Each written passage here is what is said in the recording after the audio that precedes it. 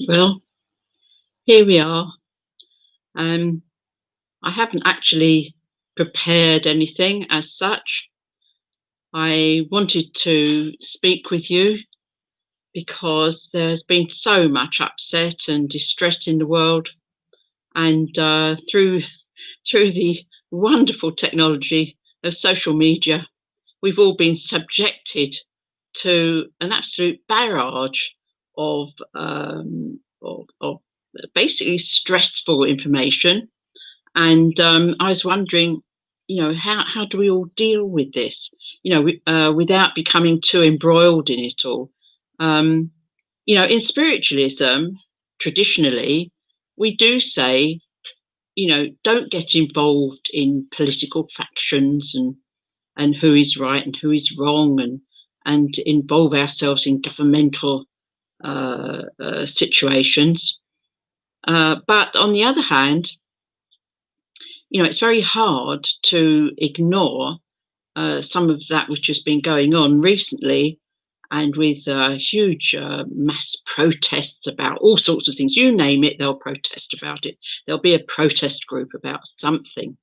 And while we can sympathise with many of those people, it is actually draining on ourselves, because you can't split yourself into a million pieces.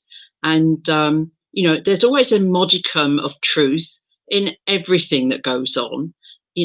This Black Lives Matter campaign, for instance, which started in America, they have their own set of circumstances that gave rise to that.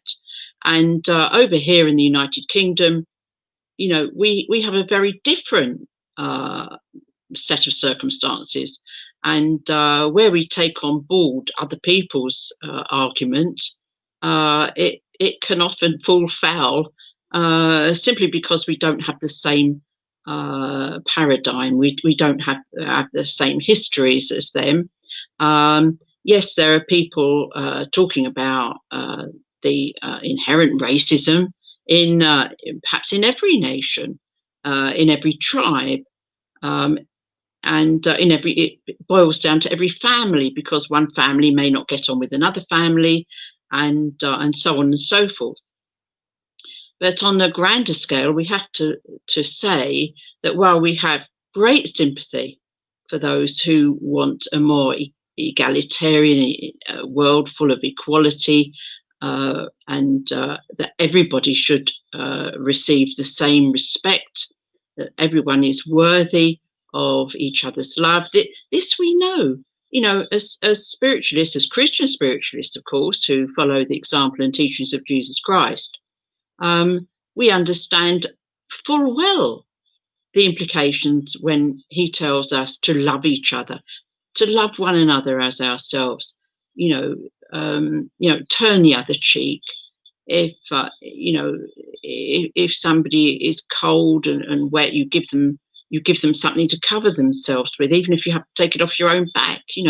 And if somebody offends you, then you must afford them the mercy and forgiveness that you would like extended to yourself, because we are all guilty of something, aren't we? We've all done something wrong in our lives. None of us are perfect. Some of us are less perfect than others, and I'm sitting here as living proof of that. So really, I think we have to think about how we ourselves can feel better about everything. Oh, and I'll say good morning to everybody. Thank you for joining me. I thought, again, I'm sort of warbling on, almost talking out loud, if you like, my thoughts. There's a young man in America called Cash Lee Kelly, and he speaks some wonderful truths. He's a young Black person with a family, and he speaks perhaps for the majority of your everyday people of colour in the United States of America. And of course, there's a vociferous shall we say, minority of people who are spreading a lot of discord by their actions and their words, and not really doing themselves any much good, really, because it just alienates and aggravates everybody else. And while we have a sympathy for their cause, perhaps it's not the right way to go about it. And we have to admit that there are hidden agendas by certain people in the world who would like to see a lot of discord and disruption. And the very people who are claiming that there is a sort of a special group of people who run the whole world, who control all the world's money and resources and everything, and exploit everybody else, and particularly minority groups as they see themselves. In actual fact, it's the people who are within those groups who are actually seeking to control and take over. So that's my opinion, of course. And in amongst all of this turmoil, we're all threatened by this new virus that's been let loose on the world. We don't know its origin for sure. We have some idea, but nevertheless, we have to look for some kind of cure, some amelioration for the human race of the causes and symptoms of this virus, which we're all prey to. And that's PREY, by the way, not PRAY, which is what we do a lot of course.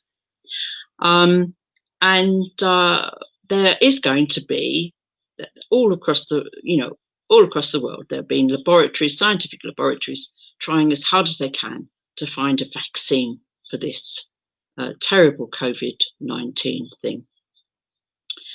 It's a virus, and we all know viruses are very difficult to control and treat. But we all have the influenza virus. We know about that. We get influenza, we get flu every winter, and we get over it or whatever. But this one is particularly virulent, like the old Asian flu and Hong Kong flu that I actually suffered from because I'm old enough to have had that, and I got over it, fortunately, because I was young at the time and reasonably healthy. And I had it really badly, I remember, both times. But, and this is another flu virus. And now there are people taking to the streets in protest, saying that the government of the United Kingdom wants is going to vaccinate everybody mandatorily or whatever. Everybody has got to have this vaccination. This isn't true. In the same way that people are offered a flu jab, they will be offered this flu jab, which is against this particular virus, and they may or may not avail themselves of the opportunity.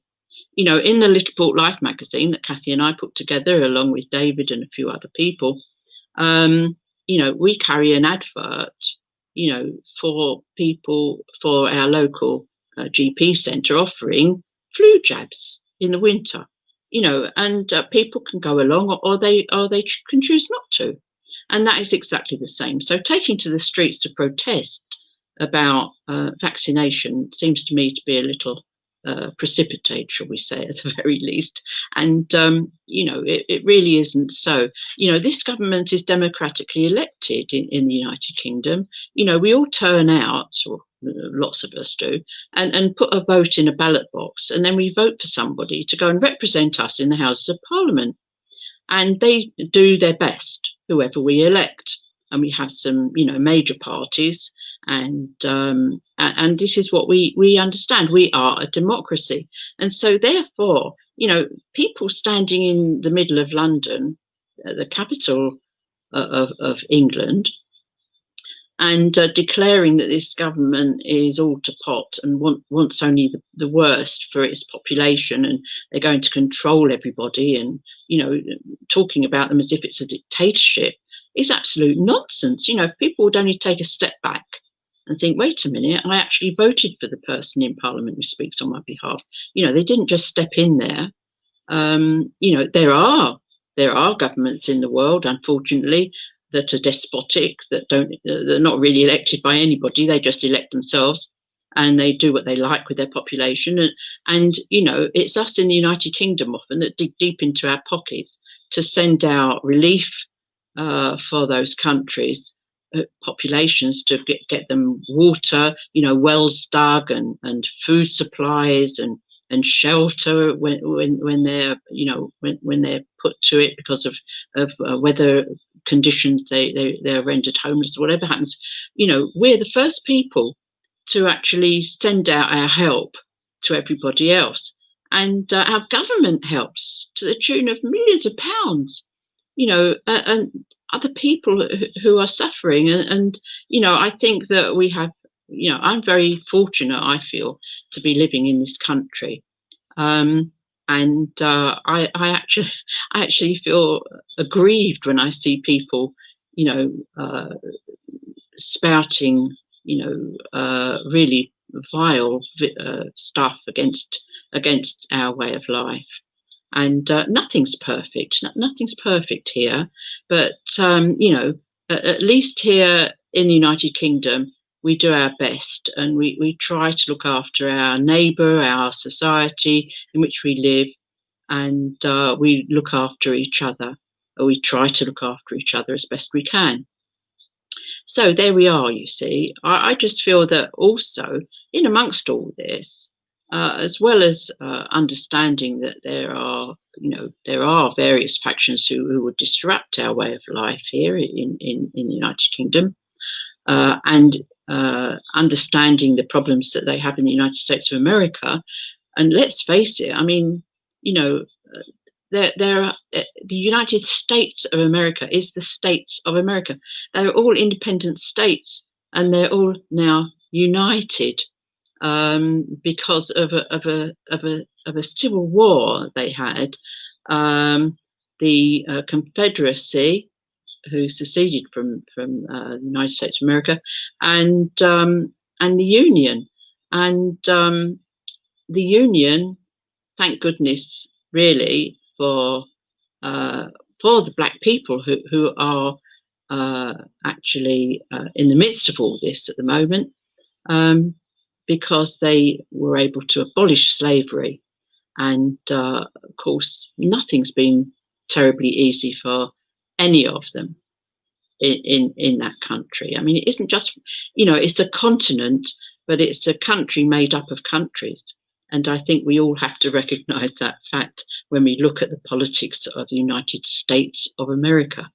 In the same way, of course, we have the United Kingdom. We have Scotland, Northern Ireland, England, and Wales. And you know, we're always talking to each other about everything. I'm going to have to stop that. Let's hope that I'm not terribly great shakes at. Hello, we are not available now. Please leave your name and phone number. We don't want you to, thank you, because you're going to be online. There. Did I say online? I mean on video, or whatever one calls it. Now, that's probably shut me up at an appropriate place there, because like I said before, we don't want to get into the political stuff of it all. You know, we're spiritualists. How do we manage ourselves in all of this strife and carry on? I know how I manage. Every morning, before I actually get out of bed, I wake up, I say my prayers. There. I say a rote prayer, something that I repeat, because fortunately Moses gave us a prayer that we could say every day. After that, Jesus gave us a prayer we could say every day or every opportunity. The prayer that Moses gave was the one that said that, you know, when you lay down to sleep and when you rise up in the morning. So I say that one, and then I ask for everybody else, and I ask for myself, of course, And then, you know, we have the Hound of the Baskervilles at the living room door there. That will be probably Daisy attempting to get in. And then, of course, get up and go about our business. Now, who do I talk to? I talk to my partner, talk to the dogs. They don't answer back, ever. And then I talk to those I love who are in the world of spirit. That's the trick. This is what we have, our spiritualists. We know that our loved ones live on in the heavenly realms. We know they're there. You know, we have different names for it. We have spirit, we have the world of spirit. I see that the Hound of the Baskervilles has actually got in. Daisy is here. I won't disturb the camera and show you because she's been on camera this morning. You can see a video of her and Rosie waiting for their breakfast. And here comes Kathy, also on camera, or Batwoman as we call her, to take the Hound of the Baskervilles out. Thank you very much, Kathy. Thank you. God bless you. Out they go. Now that was an interesting interlude in our little chat. Yes, thank you. I'll get the other one out in a minute. It's fine, thank you. Thank you. Rosie is now with me. It's better than the balagana for getting all the dogs out and everything. Although, of course, it might make an exciting interlude. And as I was saying, I talk to those who I love, who are now in the world of spirit, and they help me. I know that. You know, I've spoken with God. That's what we do when we pray. I sent out my beseechings and my thanks to the Most High. And then we get on with the rest of our day. And that means keeping ourselves in a situation where we know that we are loved still by those we have loved and they're out of our sight at the moment. Shh, shh, shh, shh. Now, here's me trying to be nice to Rosie because she'll keep quiet. I'm afraid there's nothing we can do to Daisy that will make her keep quiet. So how do I do that? I just talk to them. I talk to anybody I like because, you know, they say you can't call up the dead, you mustn't disturb them. Rubbish. People want to be disturbed. They want to know that you love them. They want to know that you know that they're all right. They want to know that you know that they are keeping a watching brief over you, that they're allowed to come and comfort you at times when you're in distress and when you're worried and anxious, when you're in pain. And this is, I find, a wonderful antidote to stress and aggravation that's going on in the world.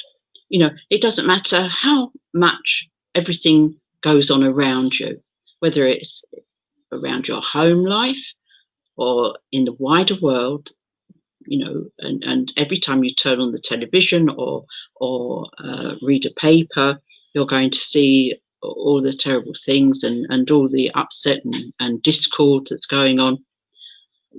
If you can just speak to your loved ones and know that they're there, it makes such a difference. It's so simple. You know, it's just simple. You pray when you wake up. You get up, you've said thank you to God and you've sent up your most deep prayers and longings. And then you look around you and you think, oh, goodness me, how am I going to manage this? Just speak to your loved ones. If it's your mother, your father, your brother, sister, grandparents, a husband, a partner, you know, a romantic partner. If they're in the world of spirit, you can actually just talk to them. You will be surprised. You will feel their love. Just open your mind to that, and you will feel so much better. So all of a sudden, everything that's going on in the world will become far less threatening in its feeling, in its emanations towards you as a person. You will know that other people are benefiting as well, and try and get the word out. Try and tell anybody you can about our wonderful knowledge that, you know, there are people in the world of spirit who love us, who want only the best for us, and that we can actually communicate with them. Even if you can't hear them, you know, okay, if you're not a medium per se, you know, and you don't hear spirit, or you don't see anybody in spirit, or you don't want to, know that they are listening to you, and they will act upon all sorts of problems that you have and make it better. You know, it may not be immediate. Sometimes it is. It may not be immediate. But the very act of that communication and that knowledge, I promise you, will make you feel so much better. You'll feel less stressed, much calmer. And when you look at the wider picture, this morning I heard, you remember I mentioned to you Cash Lee Kelly, and he was speaking about the situation for everybody in America, and speaking as a black man himself. And he said, and I'm appealing to the older generation like myself. I am 31, he said. And I thought that was so wonderful. And Kathy said to me, well, that's the age of some of our grandchildren. I said, yes, that's right. And so it's all a matter of perception, isn't it? So, and then I thought to myself, how wonderful, how blessed, you know, if we do get old and we're able to see our grandchildren, our great-grandchildren, you know, mature and put forward some good argument for loving each other, loving our neighbour as ourselves. And I thought, well, he's worth mentioning to you. And you know, as far as I was saying, all this political stuff, I think perhaps we ought to look at all the positives for us in the United Kingdom, and even the positives for those in the United States of America, because that is a democracy as well. People voted for their representatives. They have two houses, as we do here. They have the Senate, don't they? And they have the House of Representatives, and they vote for people. And we have the House of Commons. We also have the House of Lords, for whom we do not vote. And the House of Lords contains the peers of the realm, both life peers and hereditary peers, and also, because the state religion of the United Kingdom is the Church of England or Church of Scotland, we have the bishops sitting as well. We have the top bishops, and this is something that has rankled with a lot of people in its time, as you can imagine. I mean, the history of the United Kingdom is quite checkered, and we had a civil war too, and that was won by the parliamentarians, led by Oliver Cromwell, and that has led to a situation which still prevails today. We have a divided Ireland. We have a Northern Ireland and we have a Southern Ireland, and we have Scotland that would like to devolve itself, because that was part of the Union in the 18th century, a latecomer, if you like.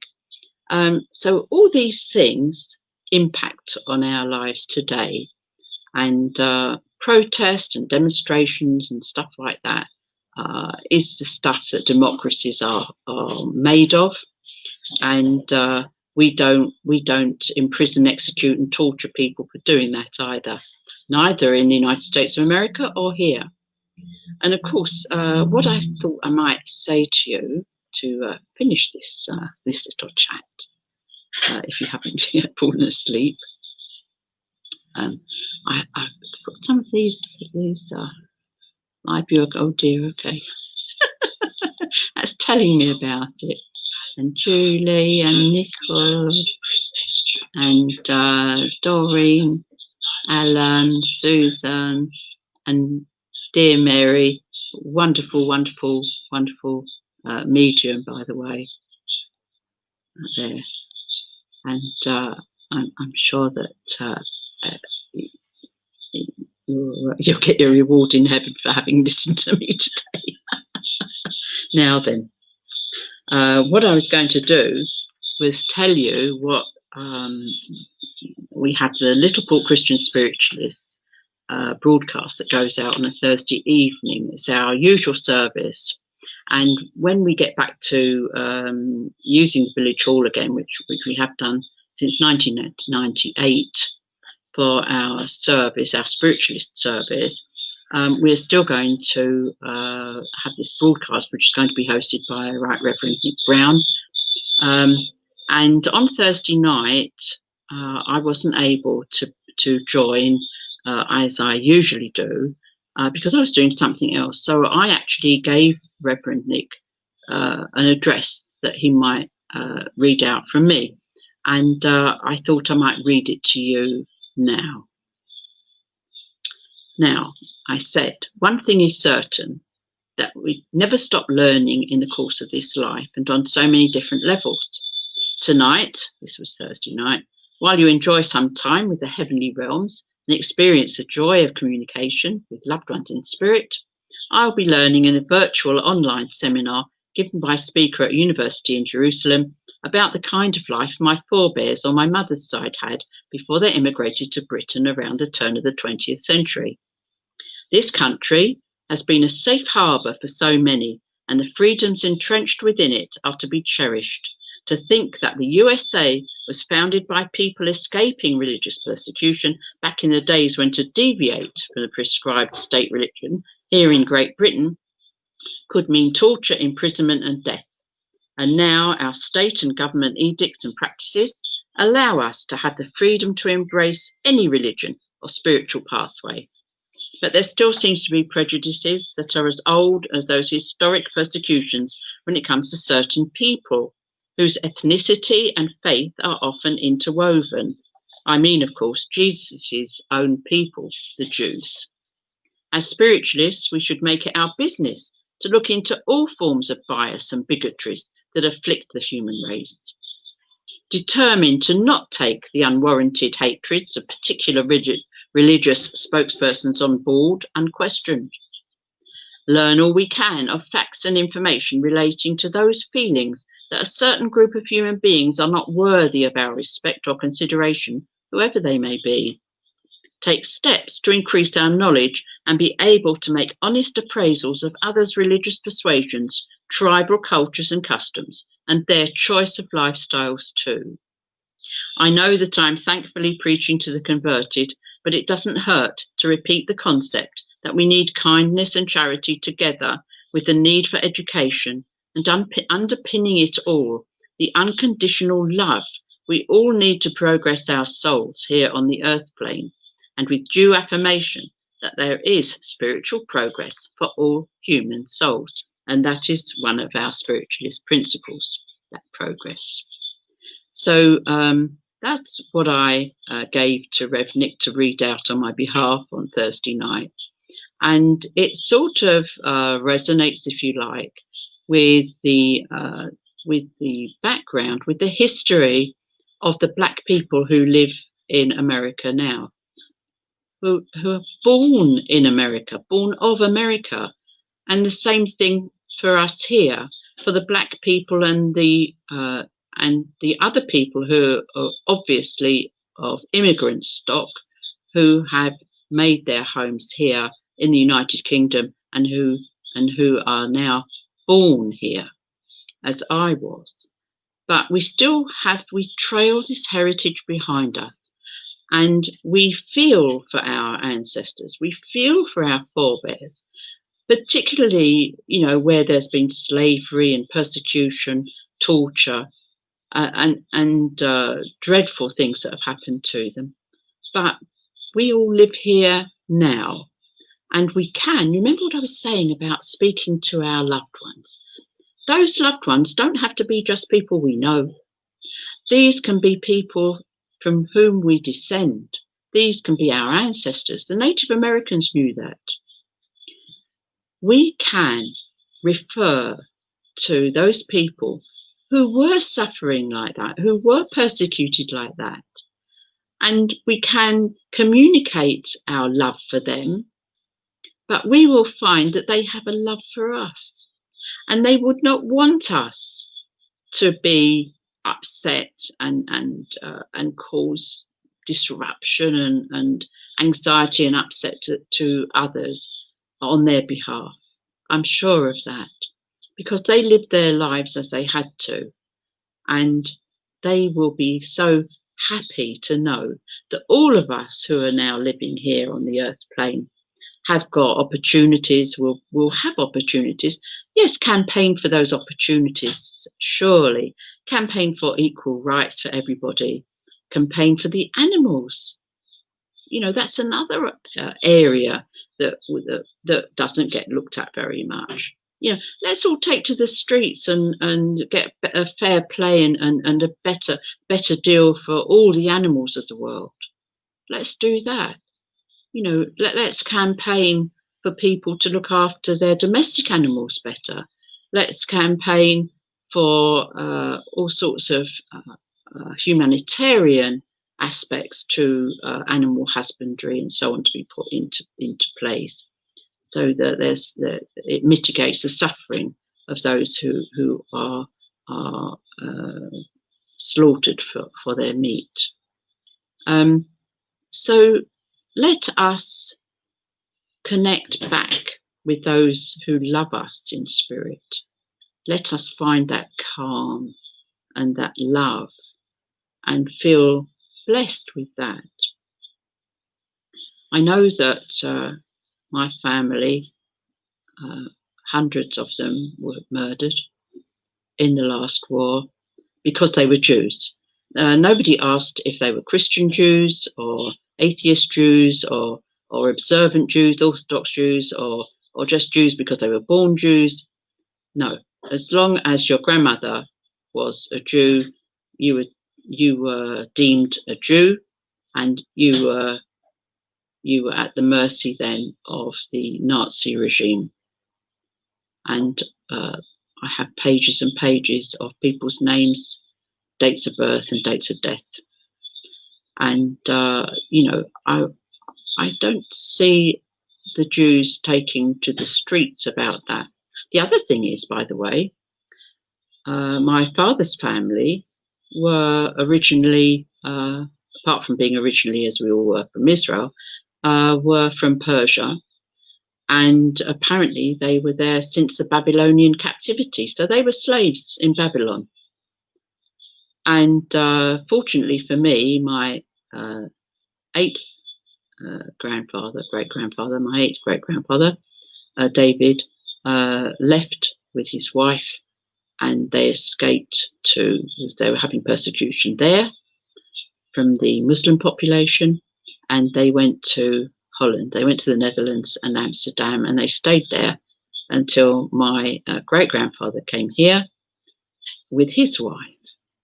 And fortunate I am that I'm here speaking with you because he did that. And he brought his family here. Because otherwise all the rest of my family most of them were killed off. But you see, nothing good comes from, stirring up evil thoughts and negative thoughts. The Romans were very good at that. They understood all about psychic energy. And if you pour out hatred, that is a psychic emanation of negativity that does not help this world. It doesn't. So I would just say to you, think loving thoughts, try and understand everybody's point of view, but don't be taken in by hateful rhetoric and by people who would deflect from the truth. We serve the truth as spiritualists, and I hope that you have found this of interest to you. Don't forget what I said. Just talk to your forebears, talk to your loved ones. Talk to your loved ones. They will help you through the day. If you have a bad morning, send up a thought. You don't even have to say it out loud. Nobody else needs to know. You can be in a supermarket. You can be anywhere and feeling, I don't like this. Ask whoever it is that you would have asked when they were down here. Ask your mum, your dad, anybody. Husband, if you've lost one. And by the way, as Jesus said, there's no giving or taking of marriage in spirit in heaven. So there's no jealousy. And, if you've had more than one partner in life and they're on the other side of life, I'm sure they're all having a jolly good time together. And the shared love for you will make everything all right. So you can speak to all of them. If you've got, 2 or 3 people over there that you were linked up with in such a way, you can speak to all of them there. So I will leave you with that happy thought, and I hope that you have a very good day today. Thank you for putting up with all the various interruptions that we've had, and it's been really nice to talk to you. I hope that you will have a look at the New Christian Spiritualist Society Facebook page and website. And also, of course, I've got my own website that's got loads and loads of stuff on it and a few videos. And that is actually called www.lynguestiswalk.com, because as you know, my name was Guest and now it's Gibb. And I did change it over, but I don't know how efficient that would be if you put that in. If you're stuck, you can always Google my name. And there is a YouTube channel, and that is Lyn Gibb-de. So, if you feel withdrawal symptoms and want to hear a bit more of what I might have to say, just have a look. And, Margaret, thank you. That's very kind. And I'll put it up there. Look, the wonderful Margaret Atherton. She looks lovely and happy. Look at that. Lovely. How lovely is that? Yeah, what good friends we have. So there we are, you see, we're all together. Now, I was thinking about putting that screen up that we got specially so that you wouldn't have to look at all the stuff that's jumbled around here. And of course, with the Little Port Life magazine being collected, it all had to be delivered to us, and it's on our porch, and it is scattered around in here in boxes because Branching Out, who usually take delivery, is obviously shut. So we've had to be the depot for that. So it's all a bit, higgledy-piggledy, or a bit more higgledy-piggledy than usual. But I thought, well, welcome. You are welcome. You'd be welcome if you walked in this front door. So you are welcome just to have a look around and see all the stuff that's poked around here. There.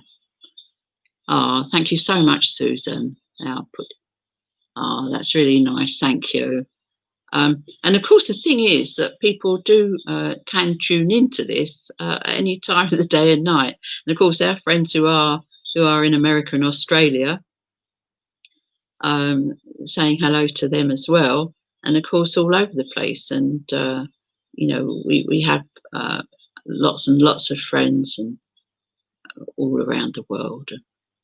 For that, I'm really happy to know that we can spread that word of comfort, love, and the truth that there is no death. Yes, there is physical death. Everything has to die off so that it can grow again. But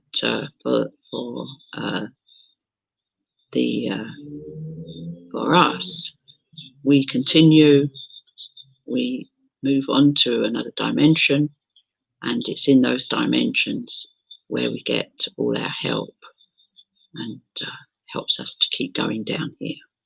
There. So I say God bless to you. I ask for healing for all your discomforts and all your pains.